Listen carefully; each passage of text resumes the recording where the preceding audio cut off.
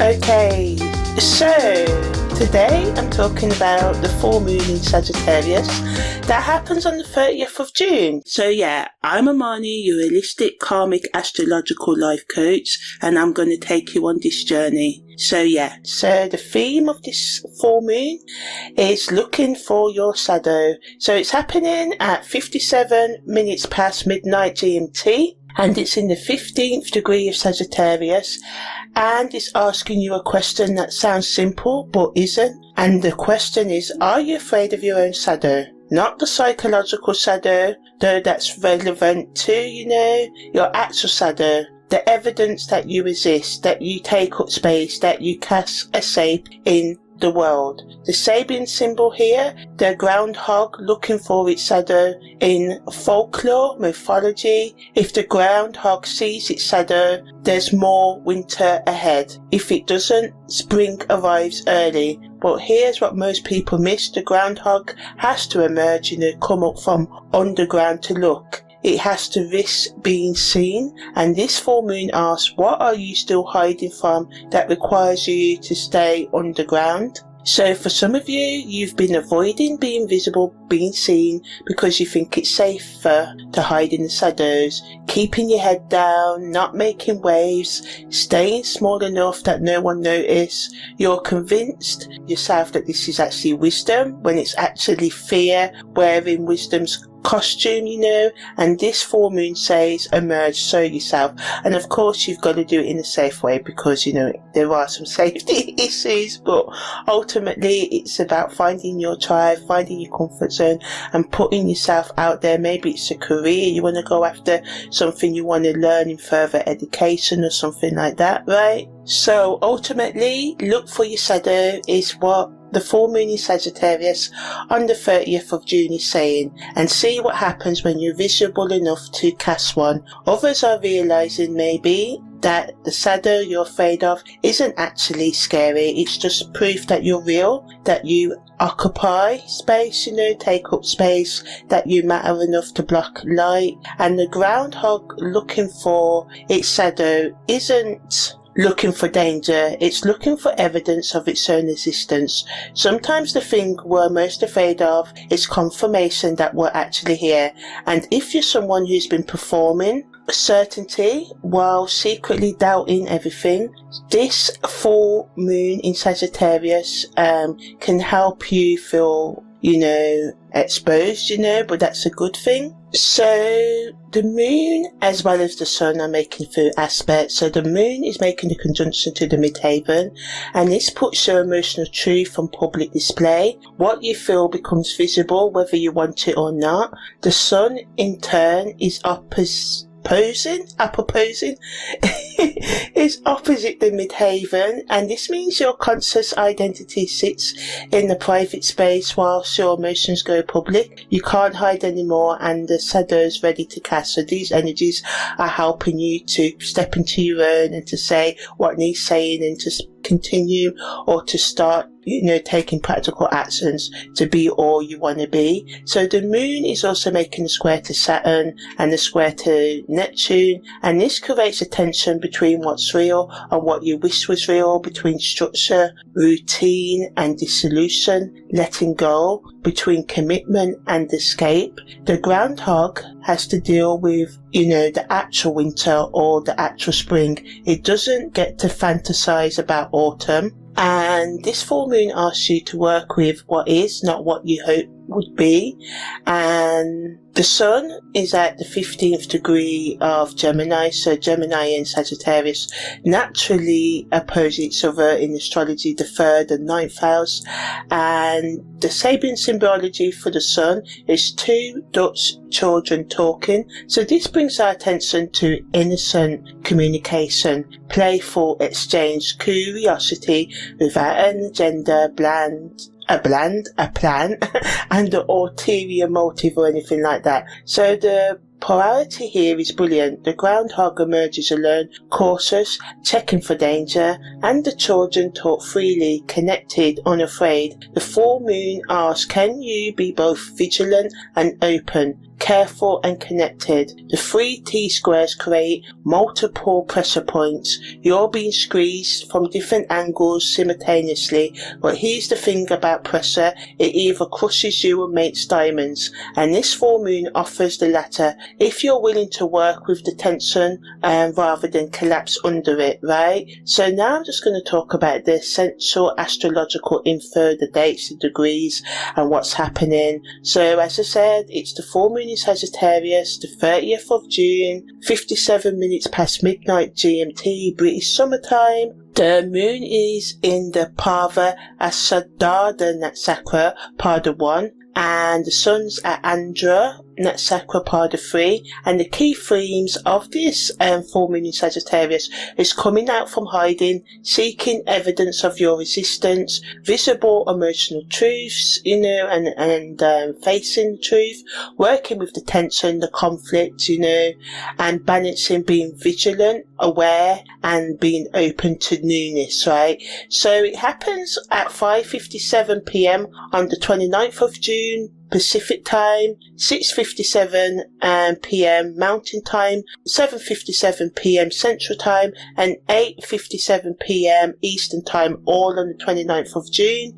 And then that's 2:57 a.m. on the 30th of June, European time, 6:27 a.m. on the 30th of June, in Indian time, and 10:57 a.m. Australian time, right? So the major aspects that the moon and sun are making is the moon's making a biquintal to Mars, and this allows us to take creative action from the emotional truths that come up. The moon's making a square to Saturn, and this again helps us to face our emotional truth, and our emotional truth can meet reality, right? So we can face it. The sun square to Saturn allows us to confront our limitations, especially around our self-expression. And the moon's biquintal to Uranus allows us to be innovative in our emotional expression.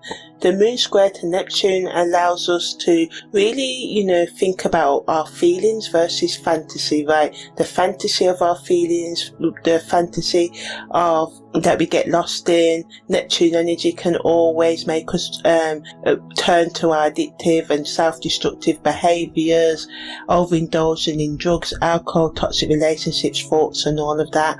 The sun square to Neptune doubles this, right? So we have to really face what's reality and what's illusion, what's a lie, and these energies, the sun and the moon's aspects to Neptune, helps us face that. The sun makes a trine to the moon's north node, and this allows us to have our purpose, our goals aligned with our destiny, our highest path. The moon makes a conjunction to the midheaven, and the sun makes an opposition to it, so it allows us to reveal our identity in a private space, and our emotions can go public.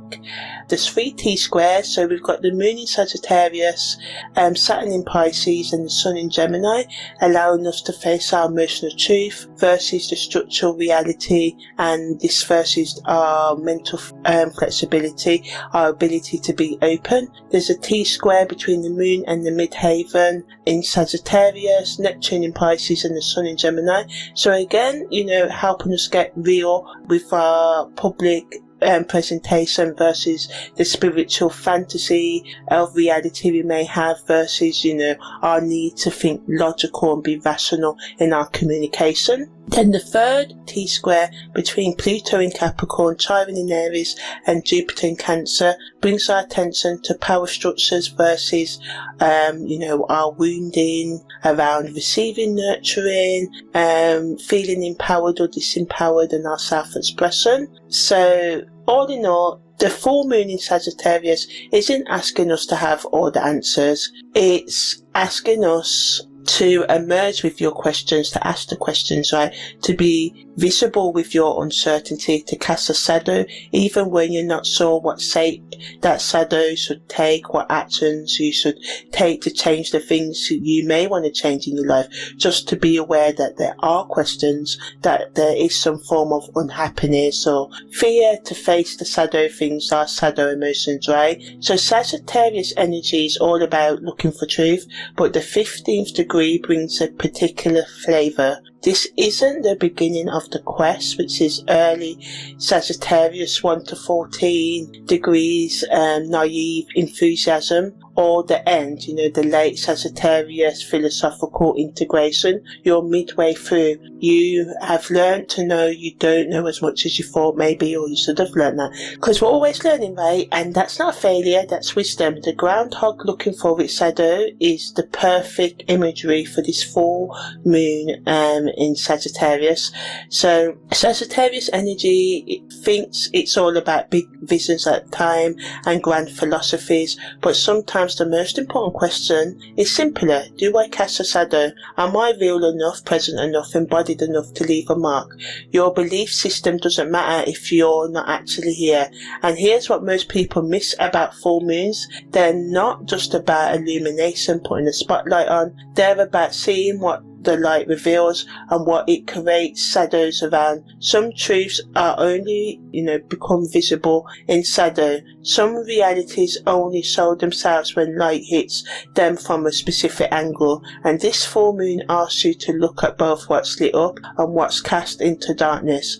And the sun in Gemini provides the opposing perspective. Gemini wants to communicate, to connect, to exchange ideas freely, and the two Dutch children talking are not worried about casting shadows. They're just talking, being, connecting. And the plurality is, can you seek truth, which is Sagittarius energy, without losing your playfulness, which is Gemini's energy? Can you be serious about meaning without becoming heavy about it? And the moon's conjunction to the midheaven makes this full moon particularly public, right? Your emotional truth isn't private anymore, or that's what it wants us to be, open in the right circumstances, to the right people, to ourselves.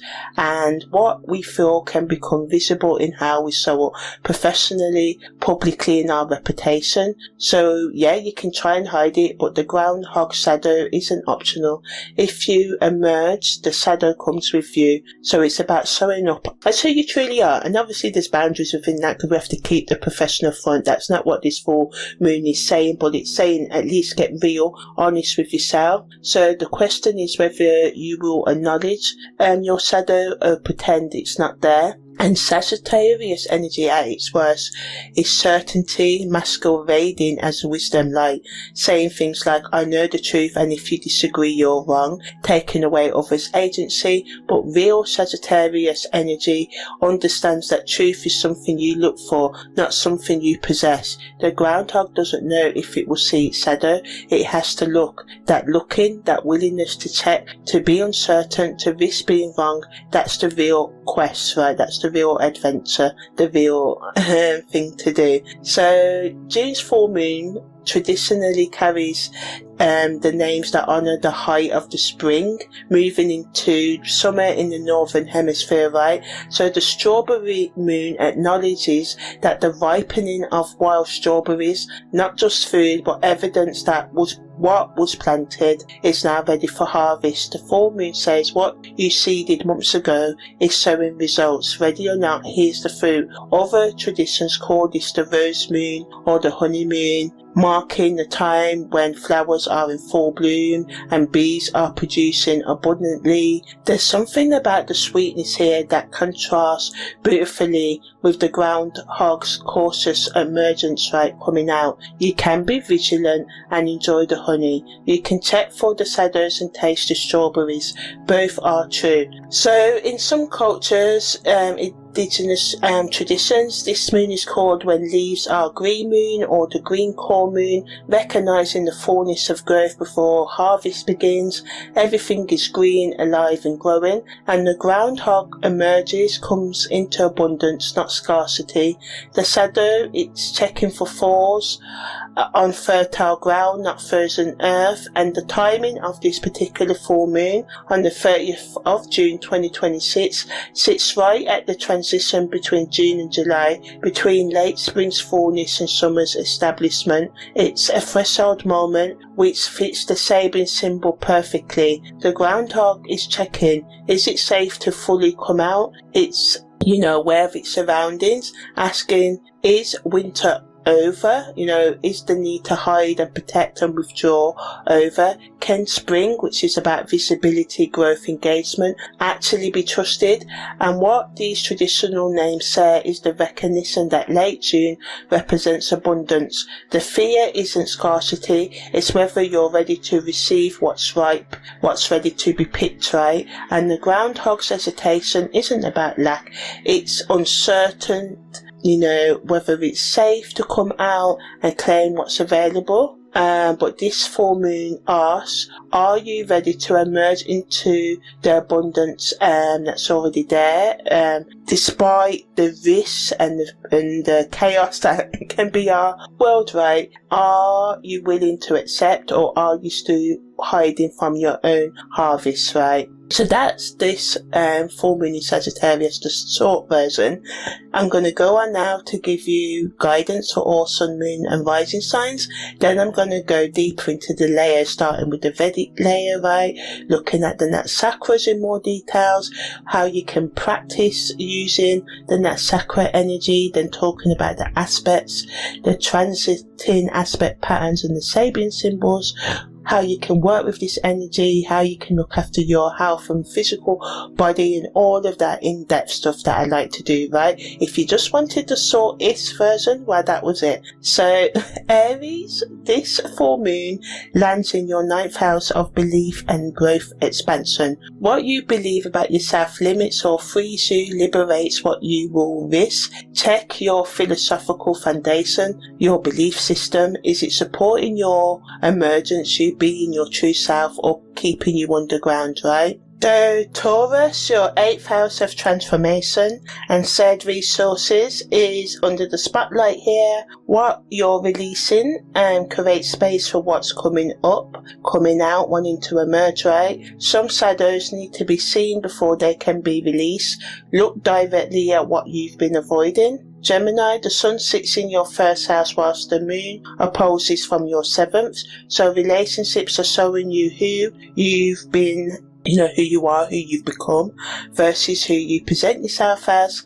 Let your communication, 1st house, match your emotional truth, which is the 7th house energy, right? Cancer, your 6th and 12th house is under the spotlight. Your daily routines might need changing based on what your unconscious is revealing. Not everything that's a habit, your comfort zone, is sustainable long term. They're getting in the way of your goals, some of your habits, relationships or thoughts maybe. So check what needs releasing. Leo, your 5th and 11th houses are lit up, so creative expression and community belonging is under the spotlight. The groups you belong to should celebrate your light, not require you to dim it. Find communities that can handle your brightness, right? And Virgo, this full moon activates your 4th and 10th house, right? Your home and career, private and public. What you have been building professionally needs to be rooted in genuine foundation, in genuine goals, right? Not just what looks good.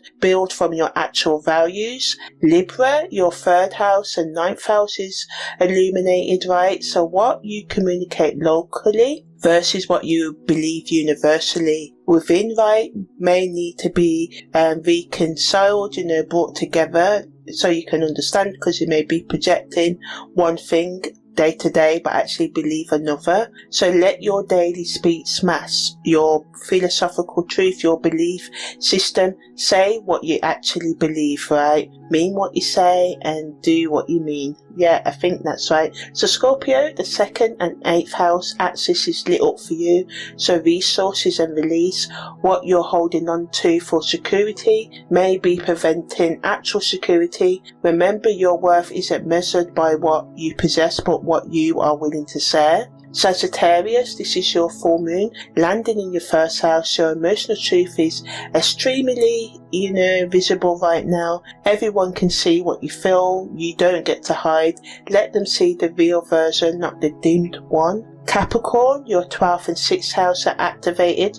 What you've been processing in your private needs, needs practical application. So the thoughts that you've been thinking about doing, you need to actually do them now. The spiritual work needs to become a daily ritual for you, and not a theory anymore. Embody, live what you believe, and that's what's going to work for you. Aquarius, this full moon illuminates your 11th and 5th houses, so community and creativity. The groups you associate with should inspire your creative expression, not restrict it. Find your actual people, not just acceptable people. Pisces, your 10th and 4th house axis is lit up, so career and home. Professional success requires you being true, so the success that requires you abandoning your emotional foundation isn't actually success, right? So build an achievement that honors where you actually live, who you actually are, right?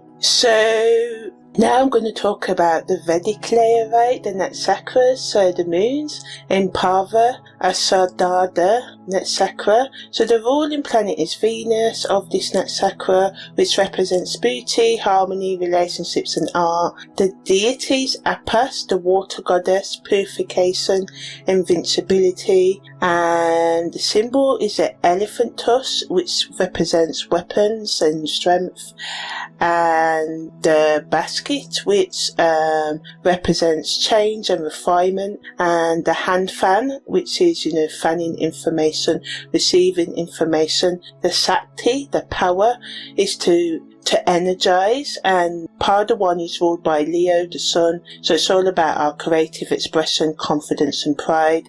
And the sun is doubled at the time of this full moon because the sun and the Leo Namvasa ruler, and the sun rules Leo, right? The sun's in Andra Pada 3, and the ruling planet of this is Rahu, so this brings chaos, disruption, sudden transformation. The deity is Rudra, the storm god, the fierce destroyer, the howler, and the symbol is the teardrop, which gives us clarity after destruction. And the Sakti is Yatanakara, and this allows us to achieve through effort and struggle. And part of 3, Namvasa, is ruled by Aquarius and Saturn, so this is detached analysis and systems thinking, delayed results, and the qualities of being more sharp and fierce, cutting through illusions violently, so with some force, but of course use the energy respecting other people's boundaries, but standing up for yourself too. And the Parva Asadada's other symbol, the elephant tusk, not the gentle water goddess Appas, but the weapon that gores, reminds us that invincibility here isn't just resilience, it's a competitive force, the desire to win, the refusal to lose. Your teaching covers the getting back up gentleness, so this is the other half, the part that fights for the victory in the first place. But the sun sits in Andra, Rudra, the destroyer, the teardrop after the storm, and while your moon emotions wants to claim victory and make bold, courageous, brave declarations, announcements, your sun, which represents your mind and identity, reminds us that tears will come first, the feeling needs to come down first. And Rahu rules Andra, so this is chaos, disruption, the unexpected storm that upends, not destroys, but kind of brings unexpected events where you have to change your plans. And that's not your enemy, that's the tool. Venus ruling this Natsakra, while Sagittarius demands blunt truth, creates friction. You want to be graceful and honest. The Leo Namvasa in Pada 1 adds ego risk. The line between authentic confidence and arrogance is thin here, right? When you make those declarations you're being called to make, some people will read them as being arrogant, regardless of your intent, That's not your problem to manage. Your problem is to make sure you be respectful and respect other people's boundaries, but be yourself. It's your reality to deal with, to navigate. Then there's the Aquarius Namvasa of the sun, so Saturn's territory, cold, detached analytical. So the sun here means that, your mind can operate like a systems analyst, whilst your emotions, the moon in Leo, run hot with creative fire, and these can't be brought together. They can be hard to combine, but the full moon forces both to be equally strong at the same moment. So the 15th degree with the moon in Parvasada puts you 1.40 degrees from Pada 2, and Pada 2 changes to the Virgo Navasa, so this is Mercury's focus, but right now we're still in the Leo creative self-expression, and the full moon catches you at the last moment of pure creative decoration before the analytical refinement begins. Say it now whilst it's still raw, the editing will come later, but here's what Andra guarantees, the sun's net sakra. When you say it raw, the storm comes. Rudra destroys what doesn't work and it's meant to be, and the teardrop, is the aftermath, the feelings, the clarity, the truth that's spoken, and comes after the chaos, not instead of it. So chaos first, then clarity. So it means speaking truth, and speaking truth will cause disruption. Always, there's no diplomatic version that avoids the storm, and the Gemini sun opposite this Sagittarius moon creates a mental emotional split. Your mind, Gemini, knows how to frame things diplomatically. Your emotions, Sagittarius, wants to just tell the truth. The full moon forces the confrontation. Which one wins? Well, Parva Asada says emotions win. The truth gets spoken. The mind's job is to choose the words, not to censor the content. Accept Andra, the sun, as this. The words you choose will cause a storm anyway. Rudra clears what needs clearing, so takes away what needs to be taken away. Rahu brings unexpected chaos. The Aquarius Namvasa, ruled by Saturn here, delays the results. You will speak truth and chaos will happen. Then Saturn will make you wait whilst the structure rebuilds itself from the rubble from what's been burnt down. And Parva Asada Sakti, the power, is re-energizing, invigoration, the power to energize and reset and revitalize. And the teaching covers resilience, surviving, and this is the complement, the active choosing to re-engage, not just endure, to embrace your shadow. You don't just survive the visibility, you use the visibility, the truth, whatever comes out, to make progress. And reset comes from choosing the space, not just showing up when you're dragged there, but choosing the arena, choosing what's going to happen next. And Andra's Sakti power is achievement through effort, hard work and struggle, not a gentle effort, the kind that makes you sweat, cry and question everything. And the teardrop is metaphorical, right? When you choose visibility as your space, Andra guarantees the struggle that comes with it, but both Sakti's powers are active, both demand full expression, So what happens if you don't make the decoration speak your truth? If you dim the light one more time to keep the peace? Well, Parva Asada is called the invincible star, but invincibility requires testing. Every time you choose silence over truth, you weaken the invincibility muscle, not because you're broken, but because you're unpracticed. The decorations aren't just about being seen, they're about building the ability to stay visible under pressure. And Andra says staying visible under pressure means staying visible during the storm. The storm you caused by speaking the truth. While people cry, how could you say that, and distance themselves? Saturn, Aquarius, isolation. While you cry too, the teardrop. While absolutely nothing appears to happen for what feels like forever, the delays that Saturn can bring. That's, the full timeline. Accept it or stay silent. And this full moon in Sagittarius wants us to accept it and speak our mind. So the moon is in the Kumara stage, the youth, at 50% strength in the 15th degree of Sagittarius. So this is the learning phase, building momentum, energy, progress. Not at full power yet, but it affects our ability to develop, and it helps us work work towards peak manifestation, be open to new ideas. The moon is young here. The moon in Jupiter's sign, Sagittarius, is friendly. It allows us to, be open to emotional revelation. It's in a dreaming state, but we may get half results. The delivery can be muffled and right now, so it's about speaking your truth, but bringing your attention to the fact that it's going to take a well and conscious effort and hard work to integrate this energy, to integrate what truth and what you need to face about your shadow, right?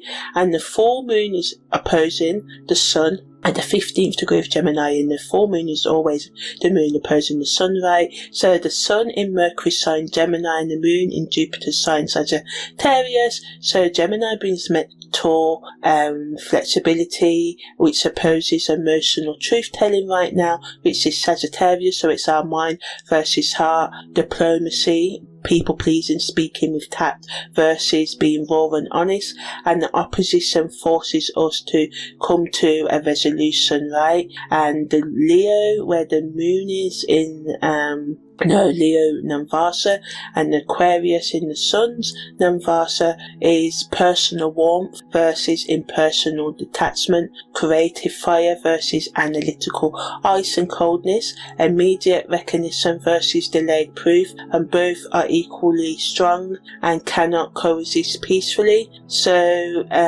the moon in the 7th house aspect, the moon at 15 degree Sagittarius aspects, the 15th degree of Gemini opposition. So this is maximum tension, maximum, illumination, awareness, and this brings into our awareness the friction between thinking, Gemini energy, and feeling, Sagittarius energy, between what's polite to say and what's true to feel, between the storm is coming, which is Andra's sun, the Sakura ray, and the victory you're claiming anyway, which is the Parva Asada moon at Sakura. So the practice, what's the practice with all of this, right? What do you do practically? So don't wait for the perfect words. Gemini's sun will give you 1,000 versions, but Sagittarius moon only recognizes one truth, the true one. So if you're paralyzed, can't make the choice between being diplomatic and honest, choose being honest. The diplomacy is Mercury's job later when it gets to Pada 2. Right now it's the sun's job, Pada 1, to speak from the core, from your heart, not from the mind, thinking, calculation. And Andra guarantees a storm's going to come anyway, whether you speak or not, so make the storm worth it. Speak your mind. Test your declarations against ego versus confidence. So confidence says, I know my value. Ego says, I need you to confirm my value. If your declaration is trying to prove something to someone, that's ego. If your declaration is stating what you already know about yourself, that's confidence. And Parva Asada Pada 1 is confidence territory. Leo Namvasa knows its worth without needing the crowd's approval, but when the crowd leaves during Andra's storm, that's when you find out which one you're actually operating from, right? So don't soften the truth to keep others comfortable. That's the pattern this full moon is ending. The people who are uncomfortable with your truth are uncomfortable with their own truth, right? Your dimming doesn't help them, it just keeps you both in the dark. So Venus wants harmony, but Sagittarius says real harmony comes after the truth, not instead of it. Andra adds, and after the storm, and after the tears, and after Saturn makes everyone wait in the rubble, in the pain, suffering, the delays, limitations, to see what actually will happen, who actually meant what they said, so use the next 48 hours, the 30th, the 1st of July, 2nd of July, to say the raw version. Then when the moon moves into, Pada 2, they refine maybe the apology. And this is not saying be nasty and then apologize anyway, because, you can say what you want. But, waiting for the perfect conditions mean never saying it at all. And Andra's already scheduled the storm, the teardrops already scheduled, the Saturn delays already built into the timeline. At least make the decoration worth the full sequence. Speak your mind, expect the tears, yours and theirs. Andra's teardrop isn't optional. When you speak truth, Andra's chaos will hit. You will cry, they may cry, everyone cries during storms. That's not failure. That's the Natsakras operating exactly as they're designed. Cry and keep the decoration standing. The tears don't cancel the truth. Accept Saturn's isolation. The Aquarius Namvasa creates a temporary distance when, truth comes.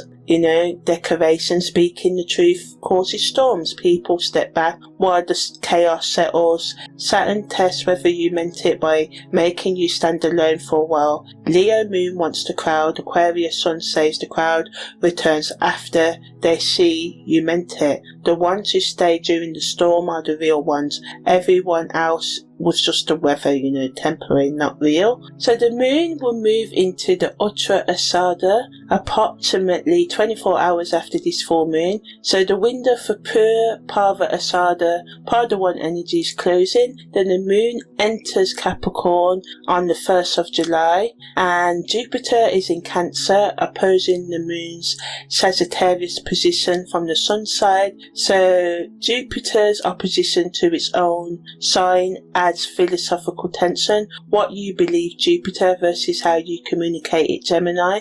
And the Andra sun in Gemini means the communication method itself, how you may say something right now, is the storm trigger, not the belief content, right? So it's, what you say right now, what others say can really cause some tension, but to lean into it. Of course, respect boundaries, as I said, but sometimes we need the raw truth to clear the air of lies. So in terms of your personal chart to check during this full moon, your moon sign, of course, your rising sign, any planetary transits as well, any planet in the 15th degree of any sign, and whether Rahu or Saturn, so the south node or the north node, are prominent in your natal chart as well, or Aquarius or Capricorn energy, or Sagittarius, Jupiter or Gemini, Mercury, Virgo energy. This can hit you more. So now I'm going to talk about the aspects that the moon and the sun are making in more detail. So the moon's making a biquintal to Mars at 124 separating. So this opens up creative action based on our emotional truth. So Mars wants direct movement, and the moon in Sagittarius wants meaningful action. So together they create innovative ways to act from your feelings, your actual feelings, not your performed feelings, right? So you can boldly move towards the Mars energy, doing what matters to you without the usual delays and hesitation, right? So the moon is also making a square to Saturn, so is the sun, right? The emotional truth is meeting Saturn's structural reality, bringing that necessary friction to get us outside of our comfort zone. And this is 553 applying, right? So this is really strong. Whereas the moon's biquintal to Mars is 124 separating. So, the moon's emotional truth meets Saturn's structural reality, as I said, and we can discover that not every feeling can be acted on, not every truth can be spoken without consequence. So of course, I said, be prepared to accept the consequences as well, but this doesn't mean that we shouldn't speak our truth. It just means there will be consequences, the chaos, the storm, right? So the sun's conscious identity also hits Saturn's limitations and learns that our vision, our ideas have to work with actual constraints of other people's reactions and all of that. So there's room to work with the tension rather than being crushed by it, because it's 5.53 applying, but it's separating as well, so there's room here, right? And the moon's making a biquintal to Uranus, and this allows it to be easier for us to express our emotional truth in unconventional ways at the time of this full moon. So Uranus in Taurus says breakthroughs can be lived and embodied, grounded and long term right now. The moon in Sagittarius says our feelings can guide revolutionary change, and together they create innovative emotional expressions that's both visionary and practical. So you can really revolutionize how you process feelings over the coming weeks right under this energy. So as I said, the moon's making a square to Neptune and the sun's making a square to Neptune, both at 3.50 orb separating, right? So these aspects introduce tension between what's real and what's fantasy, right? So the moon wants to believe and Neptune makes everything foggy to believe. You know, we can be clouded, we can also want to be manipulated under Neptune, or want to escape into our addictions and take time out and not deal with reality. So the sun wants to communicate clearly, Gemini, but Neptune can dissolve boundaries and make things unclear. So this creates discomfort without crisis. The work is to tell the difference between spiritual truth and spiritual bypassing, between genuine intuition and wishful thinking, right? And the sun's trine to the moon's north node helps us to be honest about our plans and conscious purpose and allow them to align with our soul's direction. So what you think you should do and where you're actually meant to go are in conflict, and this aspect can make it easier to trust that communication, that curiosity and mental flexibility, and allowing them to serve your destiny even when they don't feel dramatic enough. And the moon's conjunction to the midheaven and the sun's opposition to the midheaven, both at 1.40 applying orb, allows our emotional truth to be visible. You know, everyone may be able to see what we feel. Well, we'll see what we feel because this energy, this full moon, is making it harder for us to hide from our shadow and to hide our shadow, right? So the midheaven means that our conscious identity occupies the private space, our internal experience versus who we should be in public. These can be at odds, at battle with each other. So the groundhog shadow is public and its decision to emerge is private, and this full moon makes both visible, kind of not giving us the choice, as I said. So use this energy to speak your truth, especially in your private and intimate relationships. So as I said, this full moon activates 3 different T-squares, each creating pressure from a different angle. So think of it like being squeezed by 3 hands at the same time, uncomfortable but potentially, you know, positive if we work with the tension rather than fighting it, right? So the T-square between the moon, Saturn and Pisces and the sun in Gemini creates friction between our emotional truth, spiritual routine and mental flexibility, and it's asking us and it's supporting us to find and look for meaning, to find the truth, to aim for something higher than our comfort zone. And Saturn says your quest has to include mystery, has to honour what can't be understood, has to build foundations in the unknowable. And the sun says stop being so serious about it, communicate playfully, stay curious, hold multiple perspectives as true at once. And the 21% orb tightness, which is tight, right, moderately, is saying that the pressure is real but workable. The tension point is finding the sweet spot between looking for truth, honouring mystery and staying mentally flexible, and it's showing us that we can do all 3, and the groundhog can check for its shadow, which is what Sagittarius wants us to do, and accept that answers may not be clear, which is what Saturn in Pisces wants us to do, and adapt our behaviour based on what we find, which is Gemini's flexibility, right? So the second T-square has a 27 degrees orb tightness between the moon and midheaven in Sagittarius, Neptune in Pisces and the sun in Gemini. So this is the tightest T-square, creating maximum friction, right? The moon conjunct the midheaven makes emotional truth extremely public. So a lot of aspects and these T-squares is pushing and forcing us to face our shadow, right? So Neptune dissolves boundaries and creates illusion, fog, unclear thinking, right? And what's real versus what's imagined can become unclear. And the sun wants clear communication, rational exchange and understandable information. information, right? At 27-degree orb tightness, this T-square is insistent. You can't ignore it. The pressure is between being publicly emotional and maintaining spiritual connection without losing yourself in fantasy, and communicating clearly despite the confusion. And the challenges are feelings are visible. It can be hard to hide them, as I said many times now. Your intuition can be strong. You've got feelings but potentially misleading, and you need to speak truth that people can actually understand. So the resolution isn't choosing one over the other.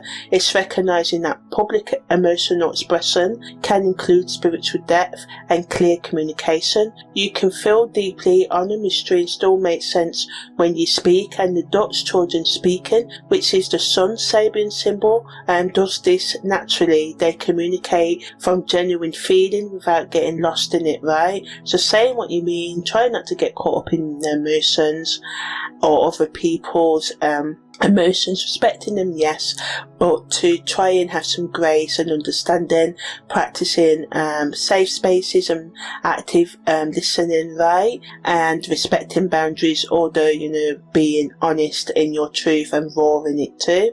So the second T-square between Pluto in Capricorn, Chiron in Aries and Jupiter in Cancer at 20-degree orb tightness operates independently of the full moon axis, but adds pressure to the overall energy. So Pluto in Capricorn represents power, structures and institutional authority. Chiron in Aries holds wounding around assertion and taking up space, and Jupiter in Cancer wants to nurture, to grow emotionally, to create safety. And at 20% orb tightness, this is pressurized moderately. The tension is between maintaining structures that work, Pluto in Capricorn, healing your ability to assert yourself without wounding yourself, opening up the wound and being triggered, which is Chiron in Aries, and expanding your ability, growing your ability to nurture yourself and others, which is Jupiter in Cancer's need, right? So the groundhog's emergence is exactly this, risking visibility despite not knowing if it's safe, in order to check if spring, you know, is actually here, if newness, if you can change, right? And the resolution comes through recognizing that taking up space within existing structures can be an act of nurturing, both self-nurturing and collective nurturing and healing. Your visibility gives others permission to do the same. Your shadow proves that casting shadows is safe. Your courage to check creates space for others to check too. And the interplay between all three T-squares creates a complex energy field where you are being squeezed from multiple directions. But here's what's beautiful. Each T-square offers one piece of the puzzle. The first teaches truth-seeking with flexibility. The second teaches public feeling with clarity. The third teaches visible assertion with nurturing. Together they create a person who can emerge from hiding, the groundhog, right, be visibly emotional, which is what the moon and the midheaven wants us to do, communicate clearly, which is what the sun in Gemini wants, and honor the mystery, which is Saturn and Neptune in Pisces, and take up space without wounding yourself, which is Chiron in Aries.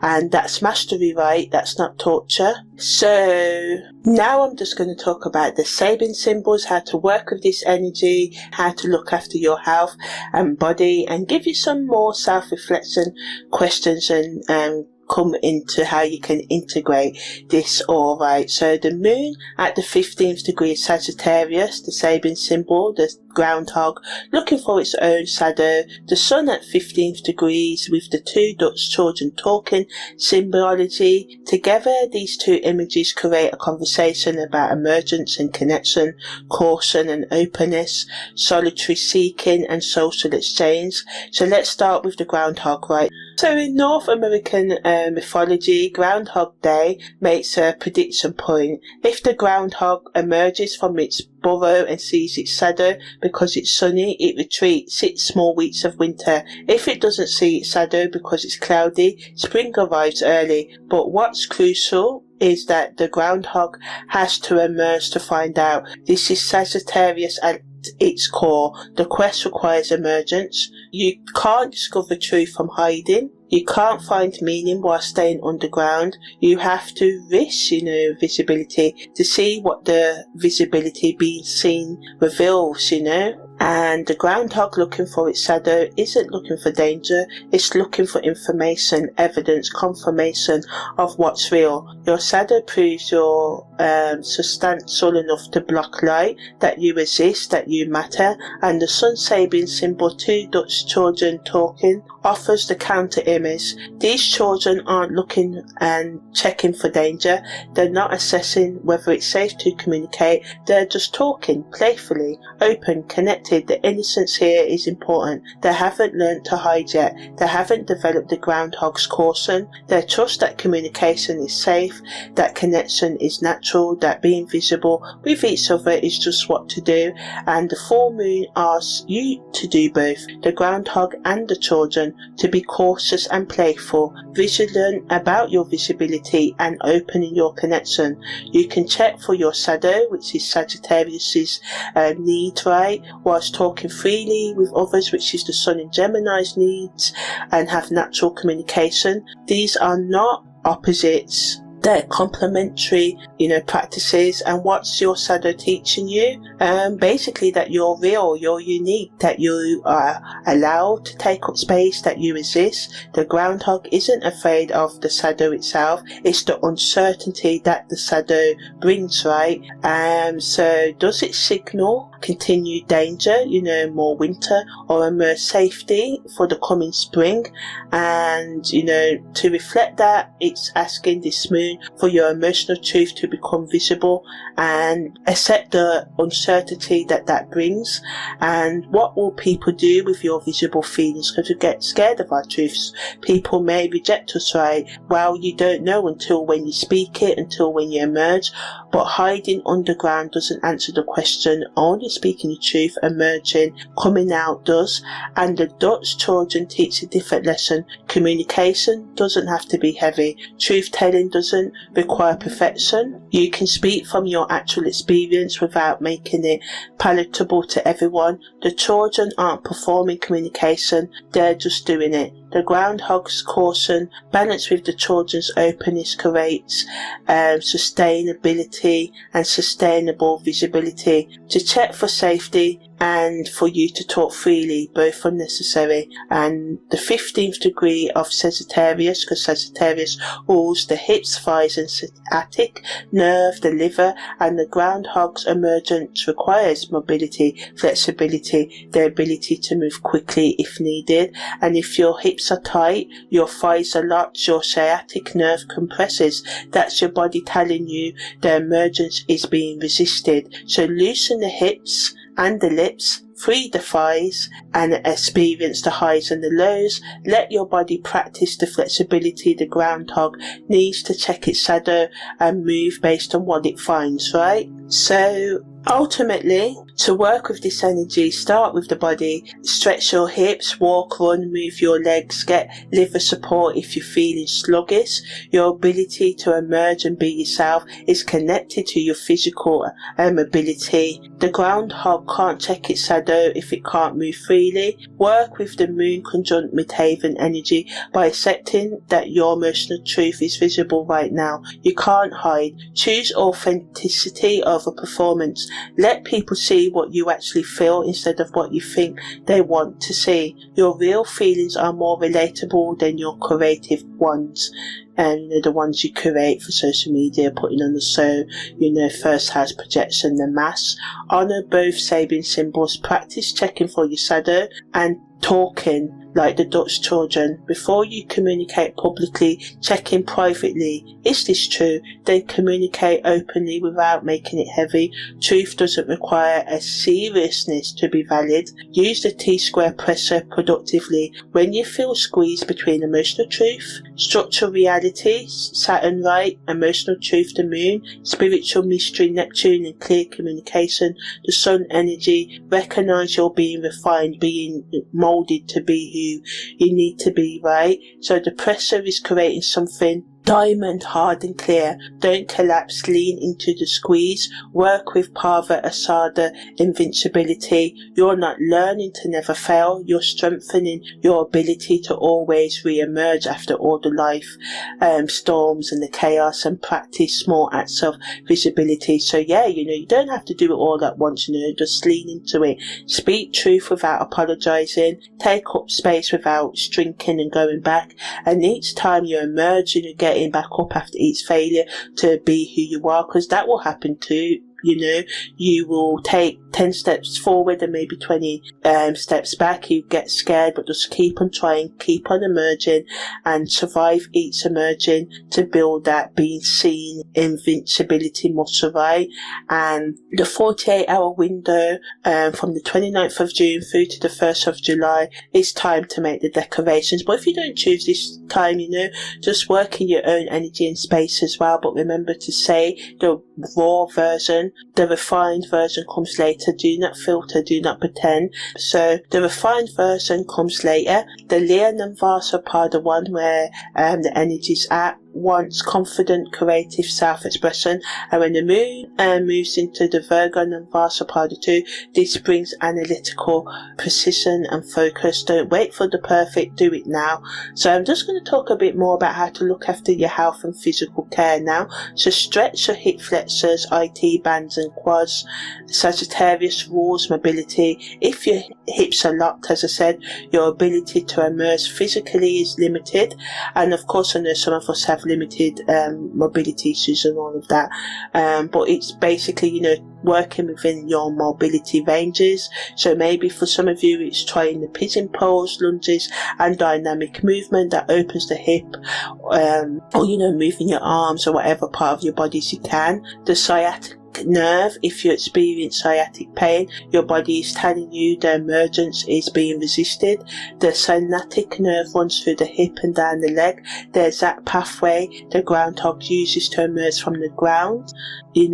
Gentle movement, not aggressive stretching. Let the nerve calm down whilst you practice visible authenticity in small doses. And in terms of looking after the liver, which processes what the body can't use and prepares it for release. So if you're feeling sluggish, irritable or stuck, support your liver. Reduce alcohol intake, increase bitter greens, drink water. Your liver's capacity to process mirrors your emotional ability to work with what the full moon is revealing, so look after that. In terms of your shoulders and neck muscles, with the moon conjunct the midheaven, you may be carrying the weight of visible emotional truth in your shoulders, so roll them back, massage your neck. Your shoulders don't need to hold everything. Let your body distribute the load, Walk, run, dance, move your legs if you can. Sagittarius is the archer, movement towards a target. Your body needs to practice aiming and moving. Static stretching isn't enough. Dynamic movement that goes somewhere matches this energy, So rest, because the groundhog doesn't stay out visible all day, it checks, assess and retreats if needed. Your visibility doesn't need to be constant, emerge, check, rest, repeat, build the rhythm of emergence, being seen, and retreat, rest, rather than trying to be visible 24/7 to avoid burnout, So in terms of questions to ask about your visibility, you can ask, what am I afraid will happen if people see my actual emotional truth? What's the worst case scenario and can I survive it? What's the best case scenario that I never let myself imagine, and can I survive that? In terms of your shadow, what does my shadow prove about me that I've been denying? That I take up space maybe? That, do I matter? Do I exist? Why is that scary, In terms of your visibility emergence, what conditions am I waiting before I allow myself to be fully seen? Perfect weather, complete certainty, universal approval of others which will never come right. Can I be seen, emerge with uncertainty instead of waiting for certainty? Asking yourself that can give you deep insight. In terms of truth seeking, you can ask, what truth am I seeking that's become a burden rather than and liberation and, keeping me caged instead of freeing me? What quest needs to be released? What daily habits need to be released so I can actually move forward in terms of your ability to play? Ask, where have I been too serious about meaning? Where can I communicate like the Dutch children, openly, playfully, without losing the truth of what I'm saying? In terms of speaking your truth, decorations. Ask, what decoration am I being called to make that I keep softening? What truth do I need to speak right? What would I say if I trusted that confident self-expression isn't arrogance but my assignment? In terms of your relationship dynamics, you can ask, where have I been communicating like the Dutch children, playfully, openly, genuinely, and where have I been like the groundhog, cautious, checking for danger, and merging only when I feel safe? Can I be both? And the choice points are, if I trusted that I'm invincible in the Parva Asada sense, not that nothing can hurt me, but that nothing can fundamentally defeat me, what would I risk? What would I emerge? What would I allow to be seen, instead of avoiding being seen? So in terms of integrating all of this full moon energy, what does my gut, my intuition know about timing that my mind keeps arguing with? What is my body trying to tell me through hip pain, sciatical nerve issues, liver discomfort, or shoulder tension that my conscious mind hasn't acknowledged yet? In terms of your body, looking after your body and its wisdom. Ask, what belief am I holding on to that's creating inflexibility in my body rather than freedom and flexibility? What truth am I seeking that's become a burden rather than, liberation? What quest needs to be released so I can actually move forward? So now, don't rush these questions. The groundhog doesn't rush. It's checking in, it emerges, it looks, it assesses, it goes back, Give yourself the same patient attention. Some questions will come immediately, others will surface over the days, weeks or months. All timelines are valid. If these questions crack something open, if tears come, if anger surfaces, any shadow or any emotions, whatever they are, come up, let them, If relief breaks through, let it. Your body has been holding these questions for you whilst your mind decided whether it was ready to look at them. Now you're looking, that's the work, that's the emergence, that's what needs to be seen, right? So all in all, this full moon